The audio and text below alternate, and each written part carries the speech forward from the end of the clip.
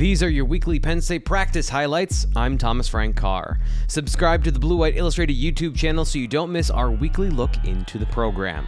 The Penn State Nittany Lions are 7-1 heading into a dangerous game against the Maryland Terrapins. The offense is presumably down starting wide receiver Trey Wallace for at least a week after he left the Indiana game with an apparent shoulder injury. The team's depth at wide receiver hasn't been stellar to begin with, but it came under a hyper-focus this week. Players like Dante, Cephas, and Clifford now have to step into bigger roles with the team as they battle an aggressive, explosive Maryland offense led by Talia Tungavaloa.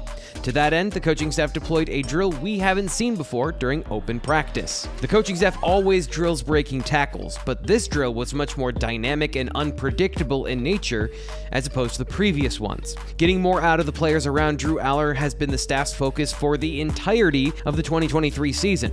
So far, the team is middle of the pack in those results, with receiving yards after contact and broken tackles smack dab in the middle of Big Ten teams. The running backs are in a similar situation. Despite leading the Big Ten in carries, the Penn State rushing attack, led by Katron Allen and Nick Singleton, is roughly in the middle point of the conference in yards after contact per attempt. Explosive plays are one thing, but efficiency and breaking tackles for both groups is essential to keeping the offense on the ever-important schedule.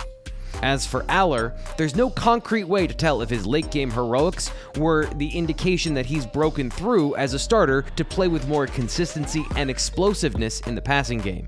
The first-time starter has been noticeably worse during road games and only has a few more chances to change that narrative before it's locked in for the offseason. Those are your Penn State practice highlights from Blue White Illustrated. I'm Thomas Frank Carr.